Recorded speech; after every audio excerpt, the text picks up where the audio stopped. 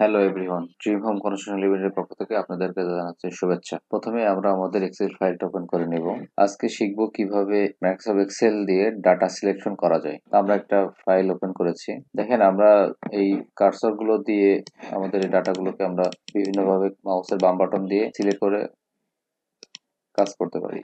তো এগুলো আমরা কি কি কাজে করি বা কখন কখন করতে হয় এই বিষয়গুলো আমরা আজকে শিখব। দেখেন আপনি যখন এই যে সাদা ঘরের মাঝে আপনি আপনার মাউস গুলো এই কার্সারটা রাখছেন, তখন এটা একটা প্লাস সাইন দেখাচ্ছে, একটা ফাঁকা প্লাস সাইন দেখাচ্ছে। এটা দিয়ে বোঝাচ্ছে যে আপনি এই সেলটাকে সিলেক্ট করতে পারবেন। আপনি যখন সেলটাকে সিলেক্ট করবেন তখন ওই সেলটা অ্যাক্টিভ হচ্ছে। আবার দেখেন এই অ্যাক্টিভ সেলের নিচের দিকে যখন কার্সারটা রাখবেন তখন এটা একটা তীর চিহ্ন প্লাস সাইন দেখাচ্ছে। এটাকে মুভ টুল বলে। কেমন ধরেন আপনি আপনার এই ডাটাটাকে আপনি নিচের দিকে নিয়ে আসতে যাচ্ছেন, তাহলে আপনি এই মুভ টুলের সাহায্যে যদি আপনি ড্র্যাগ করে নিচে নিয়ে আসেন, তাহলে দেখেন সেলের কিছু হলো না, আপনার ডাটাটা ট্রান্সফার হয়ে গেল।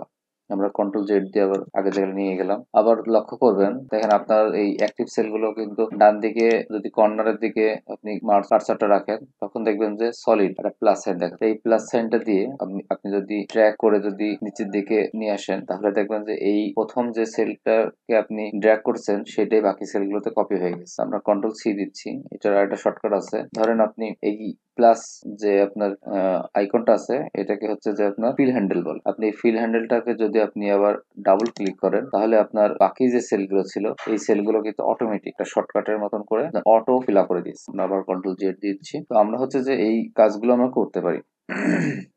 এখন আমরা কিন্তু অনেক সময় একাধিক সেল আমাদেরকে সিলেক্ট করা লাগতে পারে। আমরা কোনো জায়গায় কপি করতে পারি, কাট করতে পারি, ডিলিট করতে পারি ইত্যাদি কাজ। তো এটা করার জন্য আমরা আমাদের এই যে লেফট বাটন দিয়ে মাউসের আমরা যদি ড্র্যাগ করি, চেপে ধরে অ্যাক্টিভ সেলকে সিলেক্ট করে আমরা যদি ড্র্যাগ করে চেপে ধরি, তাহলে আমরা যতটুকু কার্সারটাকে নিয়ে যাচ্ছি ততটুকু জায়গা সিলেক্ট হচ্ছে। এছাড়াও আমরা আপনি মনে করেন যে এই লোকাল সেন্টার এখান থেকে আপনি এই মানে যে লাস্ট যে এন্ট্রি ছিল এই এন্ট্রি 224 আপনি এই পর্যন্ত আপনি সিলেক্ট করতে যাচ্ছেন, তাহলে আপনি যদি শিফট চেপে যদি এই কর্নারের সেলে আপনি যদি শিফট চেপে যদি লেফট মাউস বাটন প্রেস করেন, তাহলে দেখবেন যে আপনার এই ডাটাটা অটোমেটিক সিলেক্ট হয়ে যাচ্ছে। এছাড়াও আমরা হচ্ছে যে কন্ট্রোল এ যদি দেই, তাহলে আপনার পুরো শিটটা সিলেক্ট হয়ে যায়। এই পুরো যে শিটটা অ্যাক্টিভ আছে এটা সিলেক্ট হয়ে যায়। আর আপনি যদি পুরো এই শিটটাই যদি সিলেক্ট করতে চান, তাহলে আপনার এই ফর্মুলা বারের এই যে কর্নারে